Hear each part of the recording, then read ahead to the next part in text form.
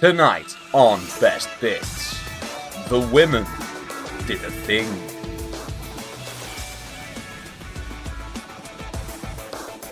Danny Silver stole Curtis Campbell's lunch money.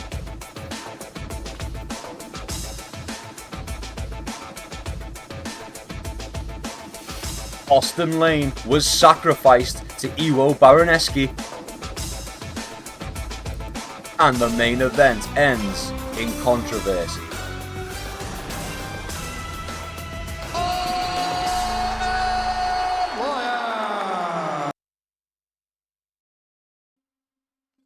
Let's just get straight in to our card breakdown. Two cancelled fights. We had Melissa Mullins and Luana Carolina. That fight got cancelled. Luana Carolina missed weight. Yeah, she missed weight. She was like 8 pounds over. And then we had Mick Parkin versus Mario Pinto. Parkin's pulled out. I'm not entirely sure why, but Mario Pinto did remain on the card. The first fight of the night was Chanel Dyer versus Ribena Oliveira. Chanel Dyer gets it done. The women did a thing, guys. The women did a thing. She knocked her out. She TKO'd her. The women did a thing. It's incredible. To start the night off, brilliant. Absolute brilliance. But yeah, Chanel Dyer. I didn't know too much about Chanel Dyer going in. But yeah, now she's got a fan, I suppose. Now she's got a fan. We like seeing women that can finish fights. We love that. We need more of that in the sport. So yeah, thank goodness for Chanel Dyer opening us up with a banger. Unfortunately, the pace was not maintained with this next fight. We had Shamrock versus Abdul Karim Al Swahadi.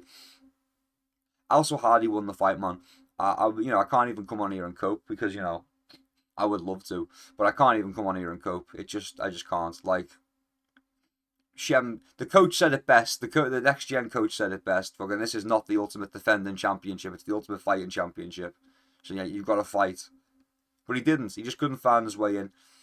It was a complete shutout. For 3 rounds, he just couldn't really find any success or any meaningful success. And I think he just got disheartened and he gave up on himself. If we're being honest, I'm pretty sure that's just the way it went down. Frustrated, gave up on himself. Al Swahadi, who's been out for like 3 years, by the way. He's been out for 2 years at the least, nearly 3 years out of the cage. Not fighting. Probably training, but 3 years out of the cage. Coming back in. After a 3-year layoff. Near enough a 3 year. We'll call it 3 years. After a 3-year layoff. Nearly a 3-year layoff. And he's got more of a ring sense. More of a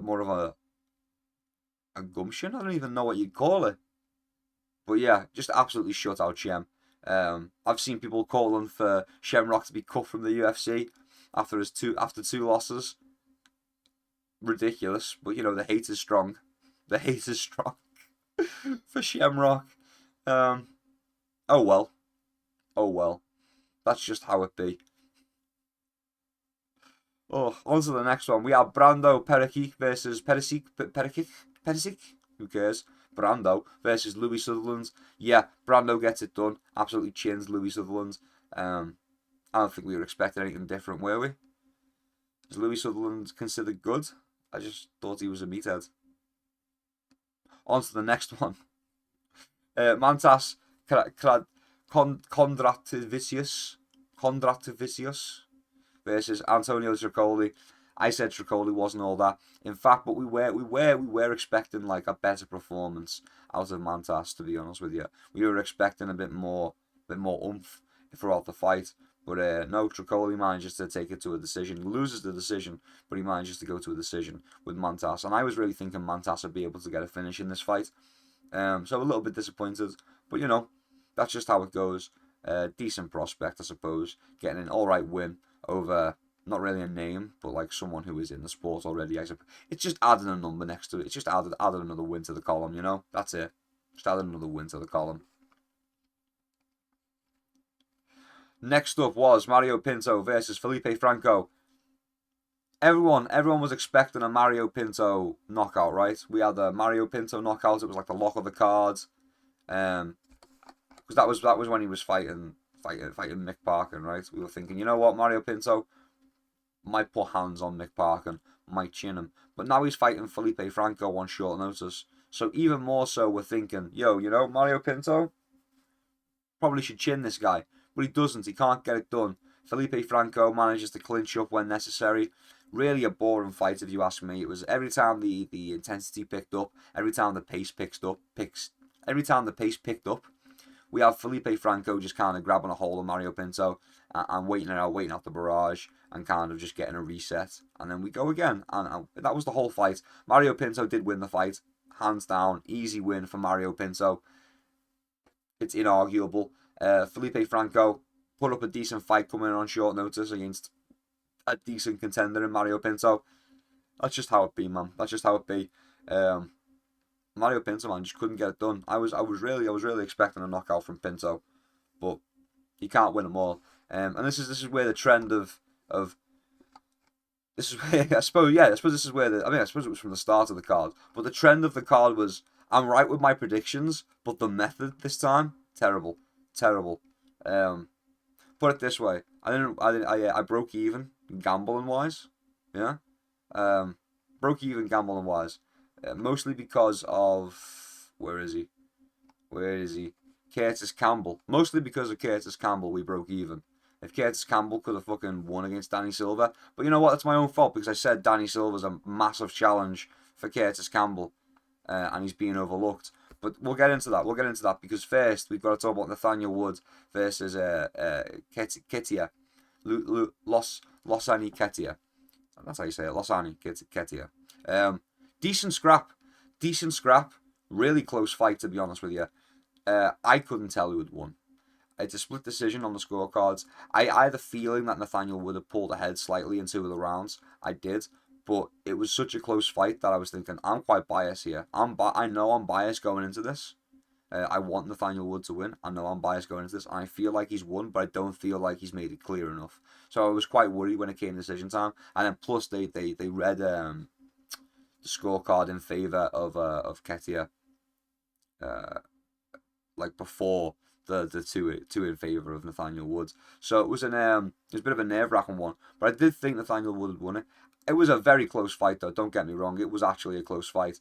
I know everyone was a bit like, oh, how can someone give that to Ketia, to Ketia, if I could read his name. How could you give that round that scorecard to Ketia? You know, it's. I think the fight was closer than people are making out. I think if you went and watched it back, it would seem a lot closer. Nathaniel Wood was kind of eating some shots unnecessarily as well. Yeah, and allowing himself to be slowed down as well, and allowing the pace to be changed, and allowing himself to be dictated to a little bit too much, being pushed around the cage just a little bit too much. But obviously, there's ebbs and flows in a fight. You know, you have the ping pong theory. You know, your turn, my turn, your turn, my turn. That kind of vibe. And you can deny, you know, look, we're not going to get into fight theory, but you know what I'm saying. It seemed like he couldn't really get ahead and stay ahead and put a stamp on any of the rounds. Couldn't really put too much of a dominant stamp on any of the rounds. That's what I'm trying to say.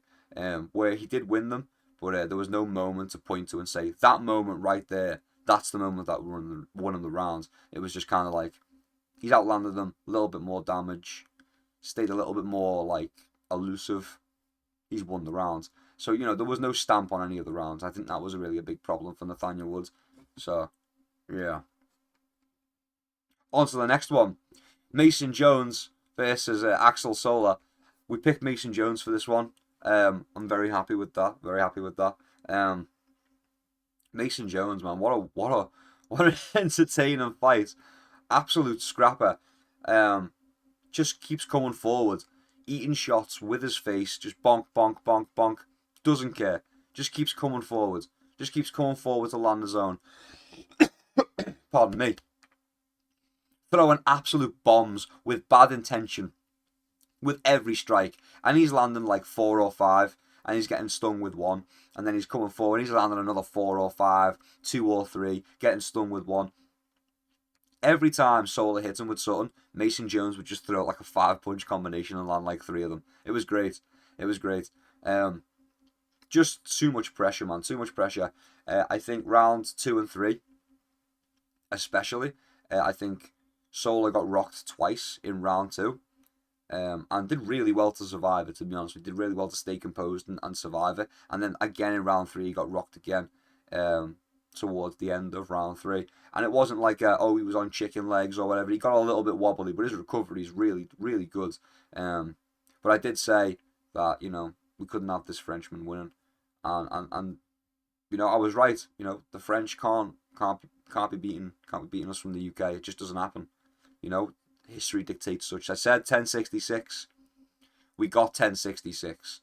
On to the next one. Oh yeah, and that was a fight of the night. That was a performance of the night, fight of the night.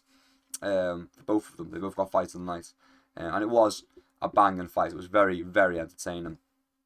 On to the next one, the disappointment of the night. Curtis Campbell versus Danny Silva. Now listen, I'm a Danny Silva fan. Have been a Danny Silva fan for a little while, but I had to pick Curtis Campbell going into this fight. I had to pick Curtis Campbell. It had to be done. And he did okay for the first round. He did good. He did good in the first round. And then Danny Silva just kind of took over and put a fucking beating on him. Just absolutely beat him down mercilessly.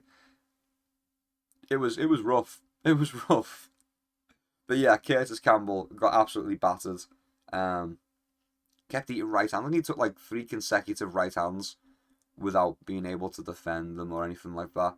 And it was bad. It was bad. He protested. He was on his hands and knees protesting to the ref. And it's like, bro, you got to be on your feet to do that. You can't have fallen over and be like sliding all over the floor and dragging yourself up against the fence only to get rocked again. Like, it was really bad. The fight should have 100% have been stopped. But I did have money on this. I could have been a rich man if Curtis Campbell had won. I would have been a very rich man if Curtis Campbell had won. Unfortunately, that's not the case.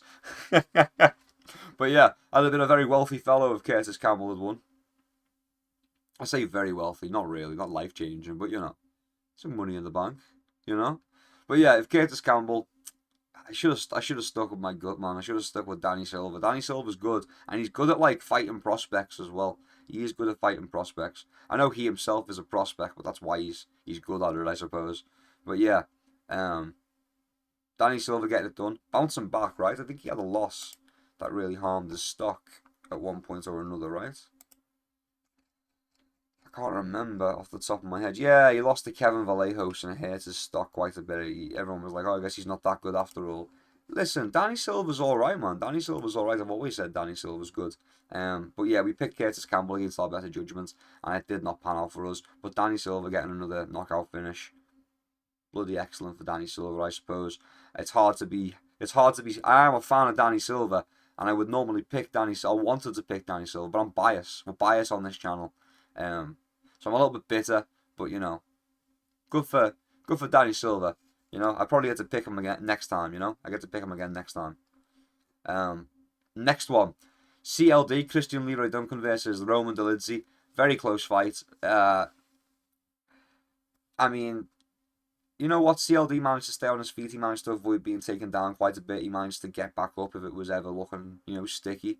And he had the hands, man. He had the hands. Roman Dolidze was just kind of rolling in on legs. Imanari rolling on legs, dropping down, trying to grab legs. Just trying to really be confusing with the grappling and just kind of try and set traps and just kind of jump on Lee. That was what it was. He was trying to set traps and catch CLD.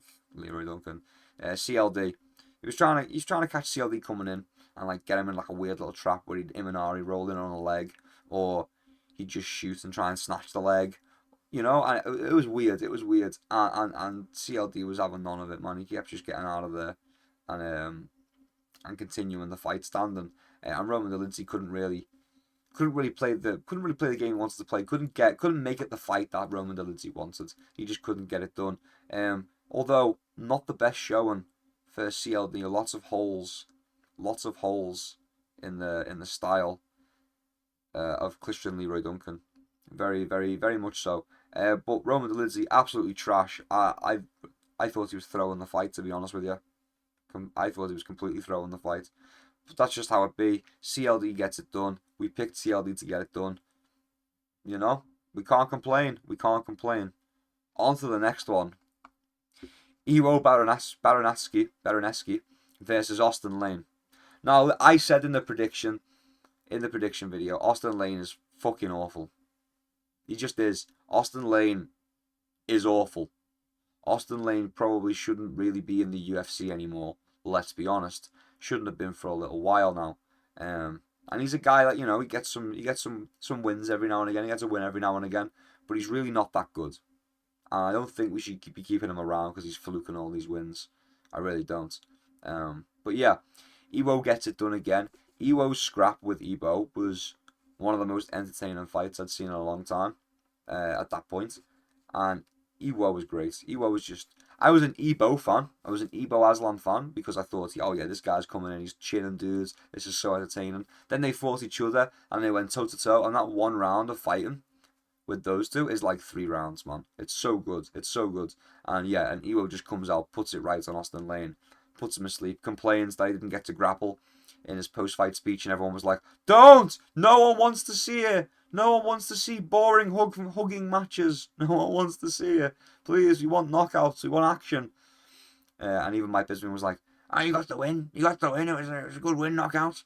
Because I just hit them with the punch, and it is knockout. I want to show my base, my grappling base.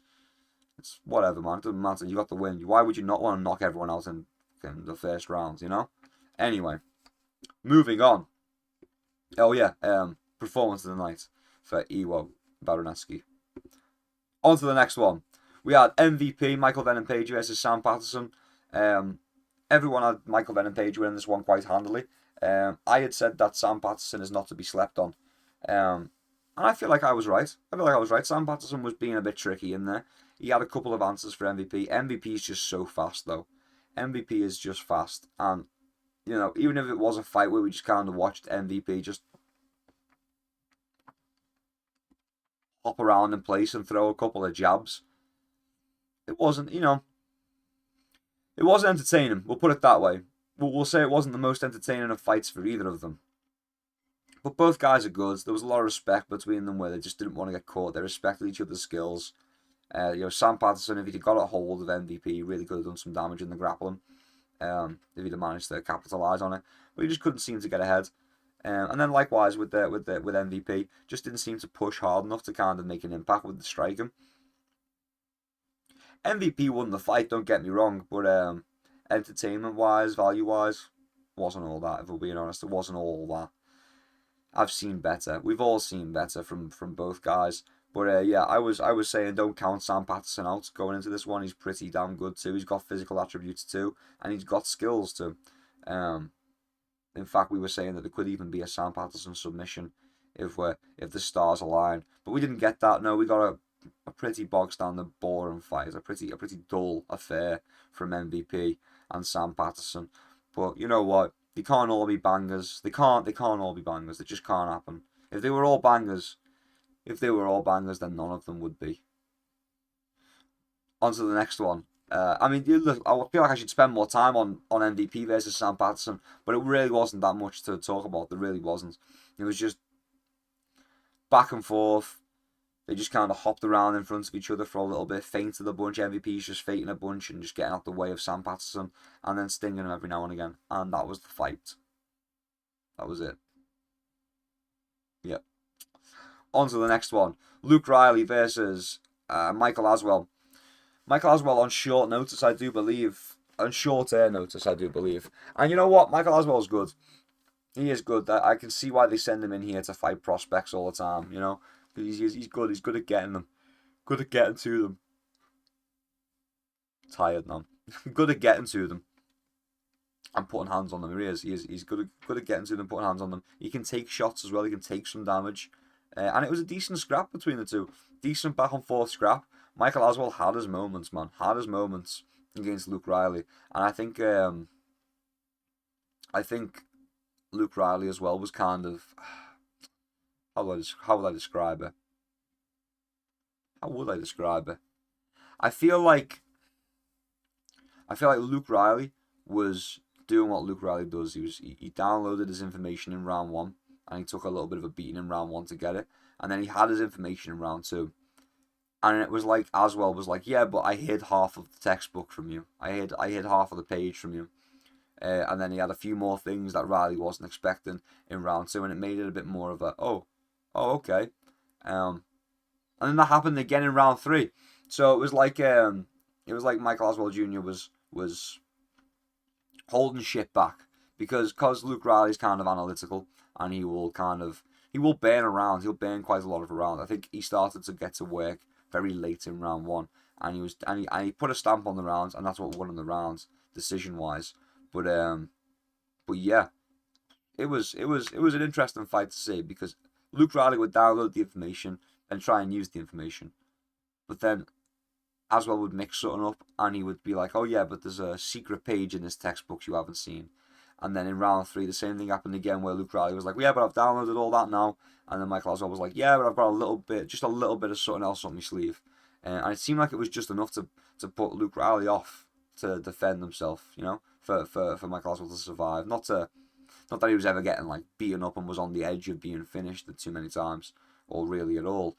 But it seemed like, by just not letting Luke Riley get going and not giving Luke Riley all the information he wanted for the fight, and not giving him all the looks, it kind of seems like he bought himself time to just string it out to 3 rounds. And you know what? It was a decent scrap. There was times where Luke Riley was putting in some damage, and then you were thinking, "Oh yeah, this is Aswell's going to start wilting. He's going to start wilting," and he didn't, man. He pushed forward and he threw hard. He threw hard shots.